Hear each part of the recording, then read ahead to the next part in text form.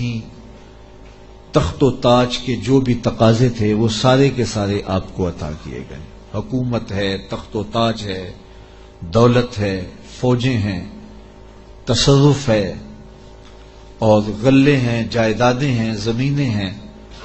کائنات کی کوئی شے ایسی نہیں ہے جس کا وافر حصہ انہیں نہ دیا گیا. تو کہا کہ ہمیں ہر شے دی گئی ہے اور یہ اللہ تعالیٰ کا بڑا واضح فضل ہے. وَحُشِرَ لِسُلَيْمَانَ جُنُودُهُ مِنَ الْجِنِّ وَالْإِنسِ وَالطَّيْرِ، اور حضرت سلیمان علیہ السلام کے لیے ان کے لشکر جنوں، انسانوں اور پرندوں میں سے جمع کیے گئے تھے. اللہ اکبر. فَهُمْ يُوزَعُونَ، جنہیں وہ بغرض نظم و تربیت جو ہے وہ آپ کی خدمت میں وہ روکے جاتے تھے اور وہ حاضر کیے جاتے تھے، جمع ہوتے اور پھر ان کو ایک ترتیب دیتے اور لشکر آراستہ ہوتے. یعنی آپ کی ملک میں انسان بھی تھے، جن بھی تھے آپ کے لشکر میں، اور پرندے بھی تھے. اور جب آپ کا لشکر چلتا تھا تو ایک سمت جن ہوتے، ایک سمت انسان ہوتے، اور اوپر پرندے پرواز کر رہے ہوتے. کتنی شان و شوکت پر مشتمل لشکر ہوتا حضرت سلیمان علیہ السلام کا.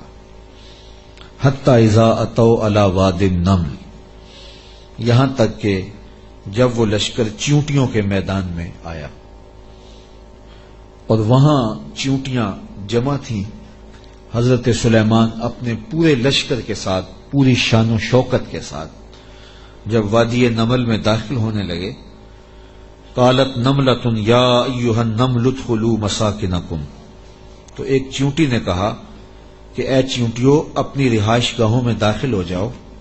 لا یحطمنکم سلیمان وجنودہ وہم لا یشعرون، حضرت سلیمان علیہ السلام اور ان کے لشکر تمہیں کچل نہ دیں اس حال میں کہ انہیں خبر بھی نہ ہو. التفات نہ کریں، توجہ نہ کریں. تم ننھی اور مہین مخلوق ہو اور ان کی توجہ تمہاری سمت نہ ہو اور وہ گزرتے ہوئے تمہیں رون ڈالیں، بے خبری میں ایسا ہو جائے تو تم جلدی کرو، اپنی بلوں میں داخل ہو جاؤ. اس چیونٹی نے یہ بات اپنی ہم جولیوں سے کہی. حضرت امام فخر الدین رازی علیہ رحمہ اسی آیت کریمہ کی تفسیر میں لکھتے ہیں کہ اس چیونٹی کو یہ علم تھا کہ اللہ کے نبی کا لشکر جان بوجھ کر ننھی جان کو بھی ضائع نہیں کرتا، تو اس لیے اس نے کہا کہیں بے خبری میں تمہیں کچل نہ دیں. اگر ان کی توجہ ادھر ہوئی تو وہ ایسا کبھی نہیں کریں گے کہ تمہیں کچل ڈالیں.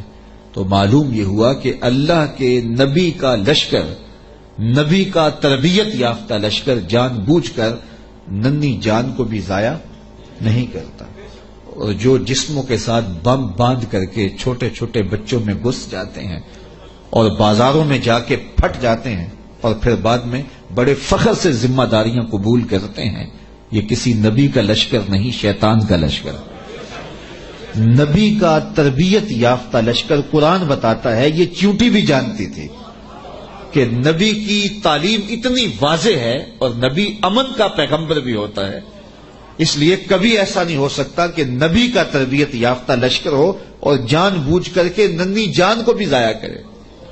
رسول کریم صلی اللہ علیہ وآلہ وسلم جب کوئی لشکر روانہ کرتے تو اسے حکم دیتے کہ بوڑھوں کو قتل نہیں کرو گے، بچوں کو قتل نہیں کرو گے، عورتوں کو قتل نہیں کرو گے، ان کے مذہبی رہنماؤں کو، پادریوں کو قتل نہیں کرو گے، ان کے عبادت خانے نہیں توڑو گے، فصلیں نہیں اجاڑو گے.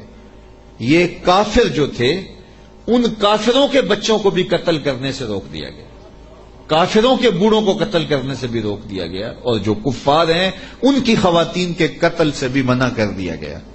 اور جو مسلمانوں کی نسلیں کاٹ کے رکھ دے اور اس پہ ذمہ داریاں قبول کریں، کوئی بدبخت ہوگا جو ان کی حمایت کرے گا اور ان کو اسلام کا نمائندہ قرار دے گا. وہ دشمن اسلام ہو سکتے ہیں، اسلام کے نمائندے نہیں ہو سکتے. تو اس چیونٹی نے کہا کہ اپنی بلوں میں داخل ہو جاؤ، کہیں نبی کا لشکر بے خبری میں تمہیں کچل نہ دے.